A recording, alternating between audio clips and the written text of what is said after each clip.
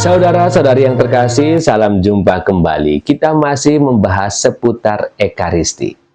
Pernahkah Anda memperhatikan saat imam bersiap di sakristi atau berarak masuk ke dalam gereja? Beliau tidak menggunakan pakaian sehari-hari.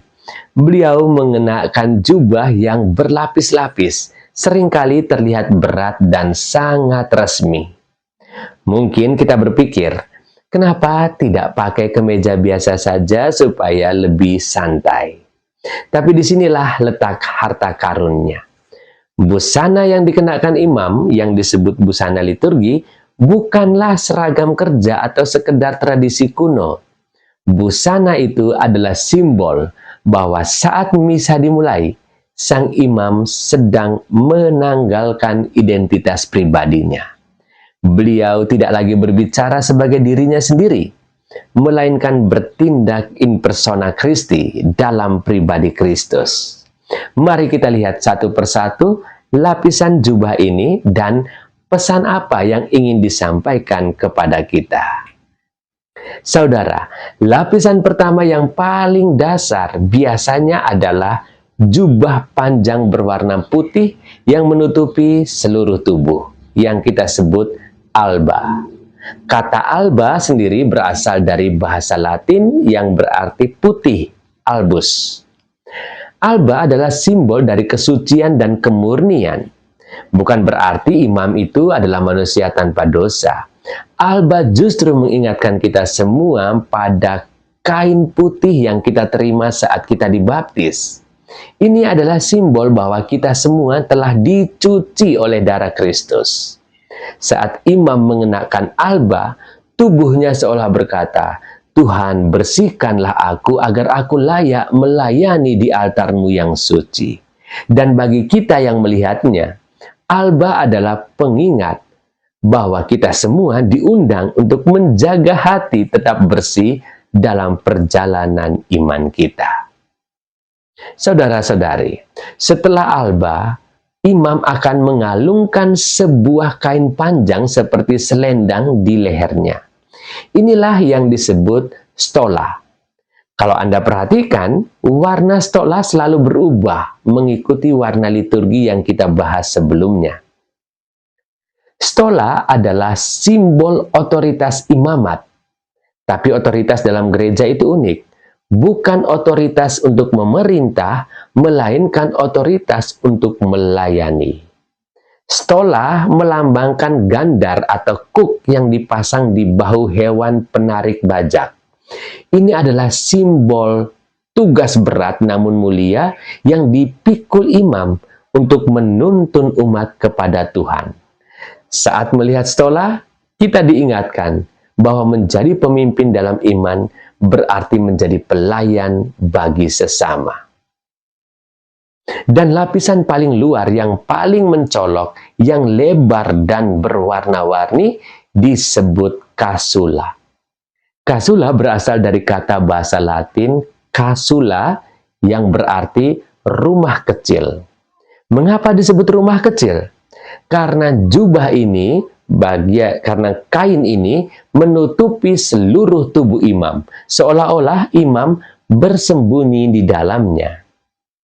Inilah simbol yang paling indah. Casula melambangkan kasih. Rasul Paulus pernah berkata, "Kenakanlah kasih sebagai pengikat yang mempersatukan dan yang menyempurnakan."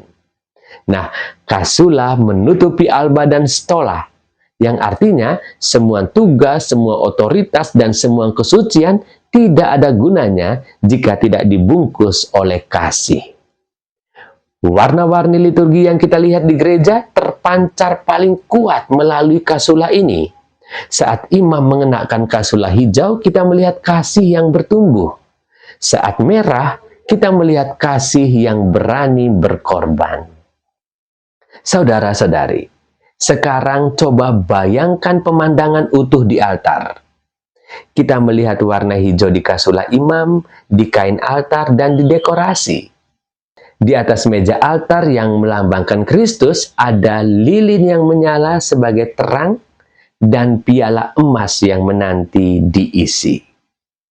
Semua ini mulai dari warna kain, harumnya dupa, hingga lapisan jubah yang dikenakan imam bekerja sama untuk menciptakan satu atmosfer, yaitu atmosfer surgawi.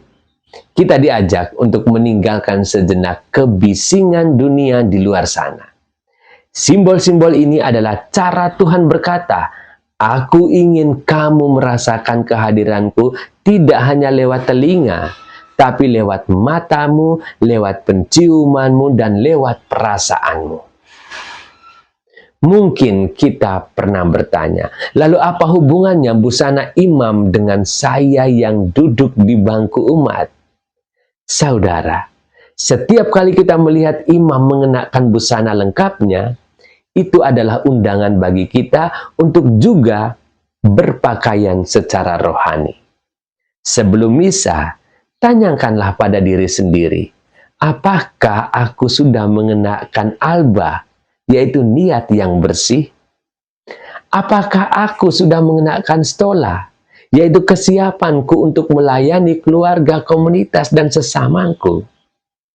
Dan yang terutama, apakah aku sudah mengenakan kasula, yaitu kasih yang akan menutupi segala kekurangan orang lain yang aku temui selama hari ini?